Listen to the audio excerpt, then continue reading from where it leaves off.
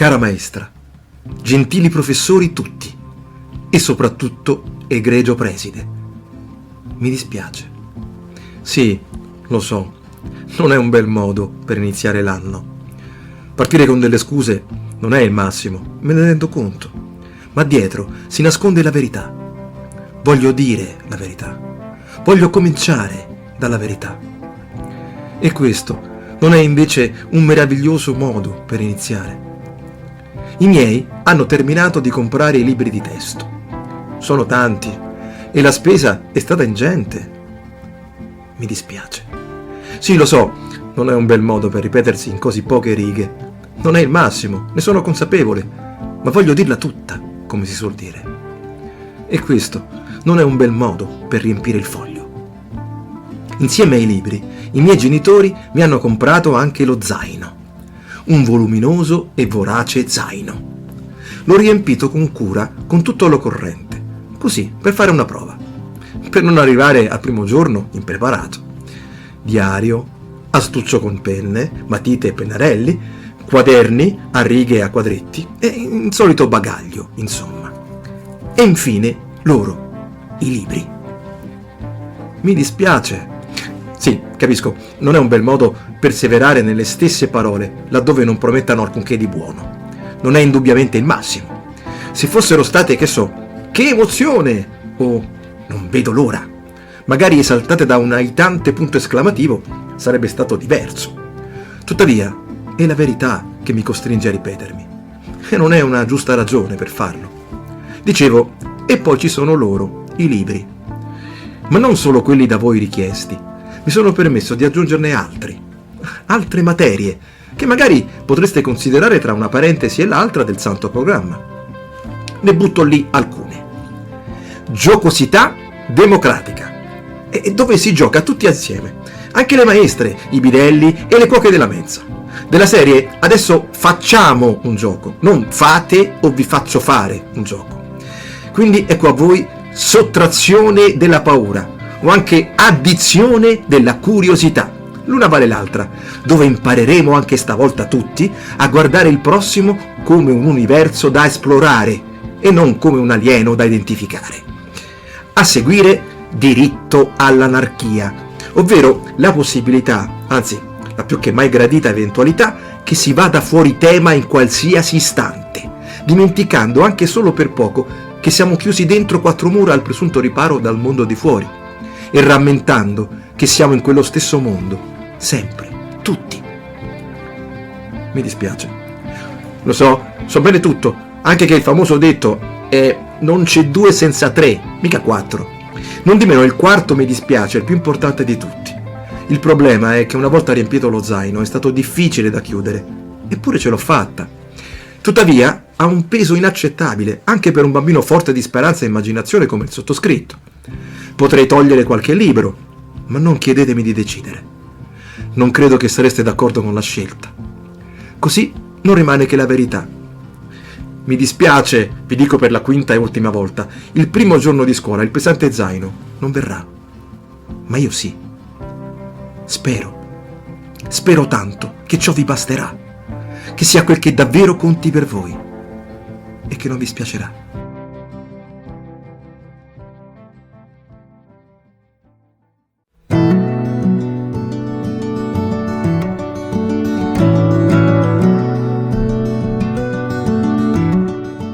C'è un pianeta, non so dire dove sia, insomma.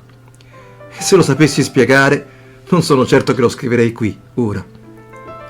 Non sono certo di alcunché. Per questo spero che quando arriverò mi faranno perlomeno atterrare.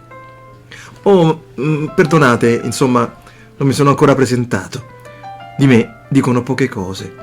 La più ricorrente è che abuso di una parola. Insomma. Che volete farci? Mi piace il suono, non il significato. Ecco perché spero vivamente che i puristi della grammatica in ascolto, laddove ne riscontreranno l'inopportuna presenza, si dimostreranno clementi. D'altra parte, innanzi al diffuso abuso di ben altro attorno a noi, credo che quello delle parole mi renda un colpevole di grado tollerabile. C'è un pianeta, dicevo. Insomma. Senti, chiamiamolo così. pianeta insomma. Così almeno il vocabolo troverà un'istanza coerente in questo mio confuso componimento. Su questo pianeta non ci sono scuole, università e dottorati vari. Nel mezzo non v'è traccia di medie e superiori, inferiori e paritarie. Non vi sono master e corsi di ogni tipo. Le cose si fanno o non si sanno fare. E nell'ultimo caso non si fanno. Insomma, gli abitanti hanno, come dire, un'esistenza binaria. Insomma, fare o stare in panciolle, senza compromessi, ma con tutti i diritti garantiti, da cui vantaggi non comuni. Ad esempio, nessuno si sognerebbe sul pianeta insomma di accusare chi che sia di pigrizia, parola che insomma poi non esiste laggiù, così come non ci sono ozio e perdigiorno, nulla facente e soprattutto accidia. Sarebbe stato sufficiente quest'ultimo aneddoto a convincermi a costruire l'astronave sulla quale mi trovo ora e partire per insomma, meglio che usi il maiuscolo altrimenti si confonde con tutti gli altri.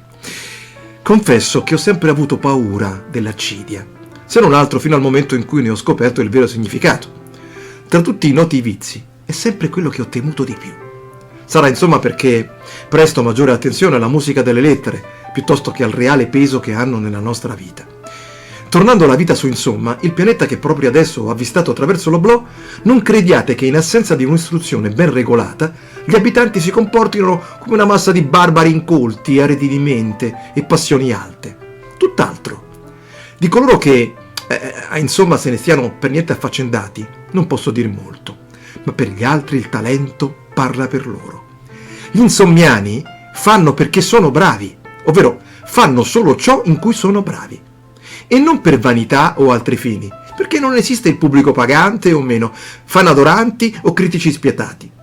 Tutti quel che fanno, e splendidamente peraltro, non avrebbero tempo per applaudire alle imprese altrui, perché concentrati sul proprio fare. Tutti gli altri sono quelli che non fanno nulla. Figuriamoci saltare come indemoniati e strillare il nome della stella adorata sul palco della vita, per poi lanciarsi a caccia di briciole dell'altrui notorietà. Allora, insomma, ecco, indi per cui, vedi un po', ho messo altra roba a caso per distogliere l'attenzione dal noioso lemma, qualcuno tra voi si starà chiedendo, ma su questo pianeta ci sarà pure un qualche tipo di prova, esame o simile? Sì, c'è. È il motivo principale per il quale in questo preciso momento sto atterrando sulla superficie.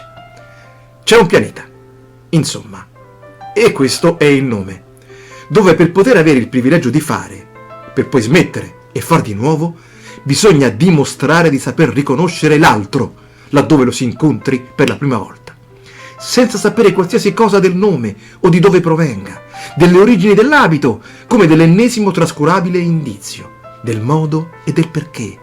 È sufficiente che sia qui, con noi, come se all'improvviso, da quello stesso nulla da cui tutti veniamo, saltasse fuori. Spero proprio di superare il test, perché desidero riuscirci anch'io. Ho sempre desiderato di essere degno di questo tipo di fare.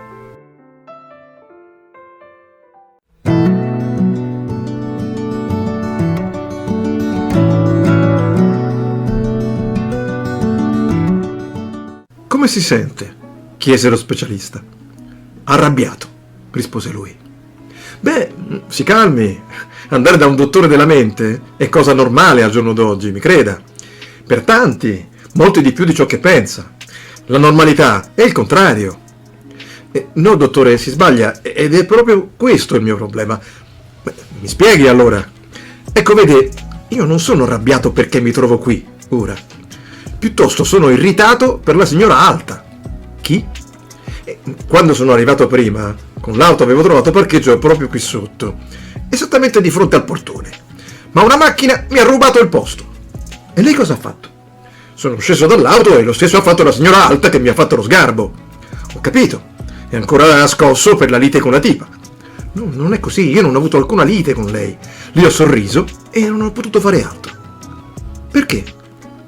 Perché quando ho lasciato mia figlia a scuola, prima di venire qui, mi ha detto che io per lei sono più forte e più bello di Iron Man. Lei avrà gioito. Al momento non tanto, ecco. Come sarebbe a dire? Piangevo. Ah, ho capito, dalla commozione. No, per una notizia su mia madre riguardo al malore che ha avuto alla casa di riposo. L'ho appreso dalla responsabile al mio risveglio. Senta, le confesso che sono un po' confuso. Lo dica a me, per questo sono venuto da lei. È come se da un po' di tempo ciò che provo nell'istante in cui lo provo si riferisca sempre a qualcosa che è accaduto poco prima. Ah, certo, adesso capisco, ma è incredibile. No, è una vera rottura. Chiaro, concordo, ma intendevo che è una cosa eccezionale. Lei è affetto da un disturbo di cui avevo letto tempo fa all'università. Una patologia rarissima, pochi casi al mondo. Ma ho letto anche che di recente si sta diffondendo con maggiore frequenza nei paesi più ricchi e maggiormente industrializzati, dove la vita è più frenetica e, devo dirlo, è asociale. È grave? No, ed è una cosa passeggera.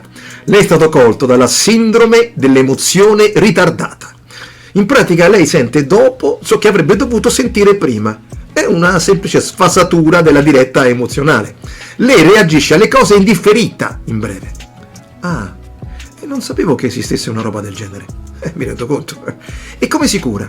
Oh, si risolve facilmente. E per quanto ne so, il rimedio è uno solo.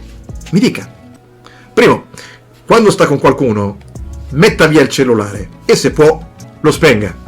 Secondo, mentre parla con una persona, la guardi negli occhi, non alla sua destra o sinistra, mai oltre, ma sempre negli occhi.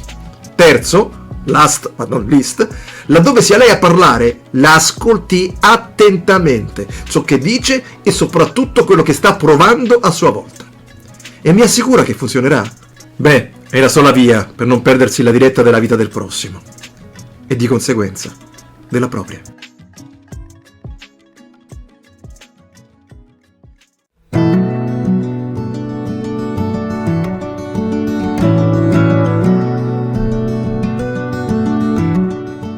Domani è il mio compleanno, pensa Elisa.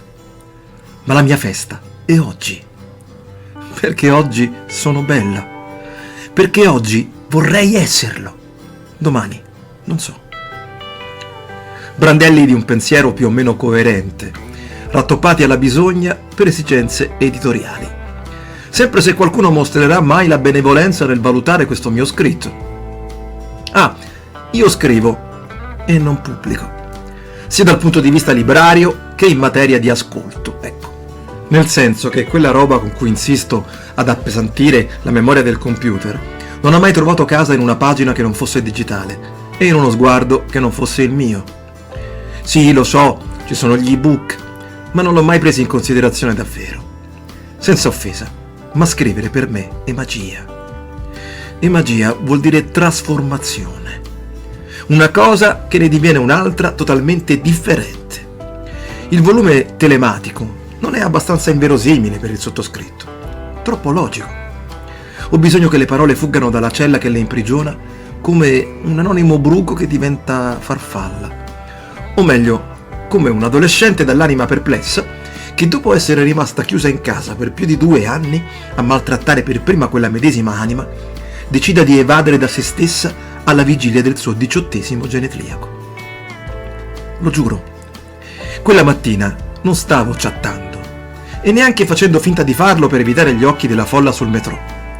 Ammiravo una foto, tutto qui. Mio padre che russava sul divano dopo l'ennesima notte trascorsa intrappolato tra le certezze dell'alcol e la confusione delle personali emozioni.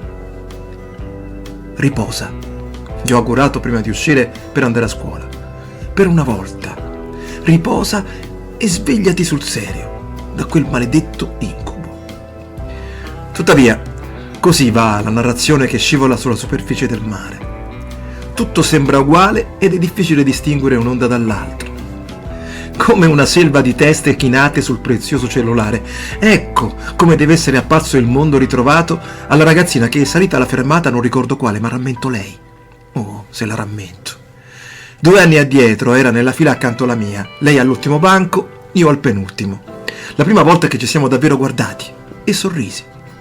Cioè, io avevo sorriso, ma lei no. Ma cosa conta per uno scrittore incompiuto? Prima o poi arriverà, se non il libro, il lettore. Guardami! Gridò a squarciagola Elisa quella mattina, dopo avermi scorto tra i passeggeri. Domani sarà il mio compleanno, dicevano i suoi occhi, ma è oggi che voglio festeggiare, perché oggi voglio essere bella. Ecco perché so di esserlo, oggi. Domani non conta, già. Un po' tutti abbiamo sollevato il capo e osservato quella ragazzina vestita elegante, truccata e pettinata come per una serata speciale. Molti di noi hanno fissato i propri occhi nei suoi, ma uno solo ha ricevuto in cambio il suo sorriso. Indovinate chi sia stato il fortunato. Ci è voluto tempo per la risposta. La vera magia non è mai roba di un attimo. Ecco perché continuo a scrivere. Ed ecco perché mi sono alzato e mi sono avvicinato a lei. Oh, non ci crederete, ma stiamo ancora ballando.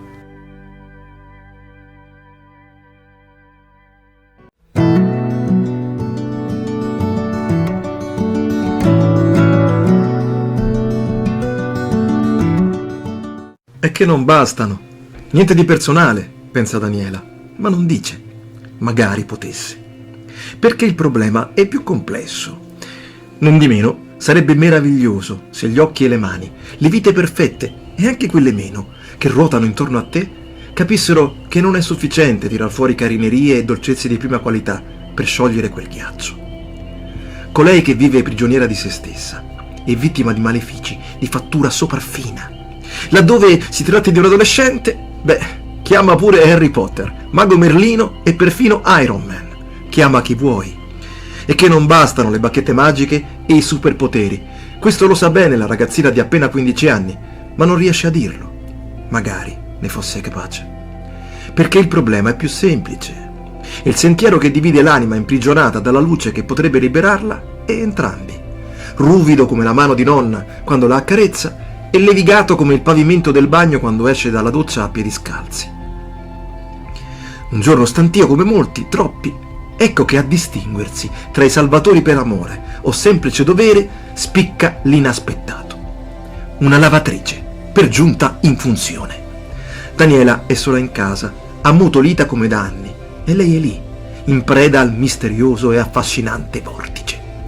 D'accordo, stiamo parlando solo di un elettrodomestico, il quale si libra sempre nel medesimo volo, ma anche lei osserva, e osserva il mondo sempre dello stesso punto, schiava di movimenti ormai svuotati di senso.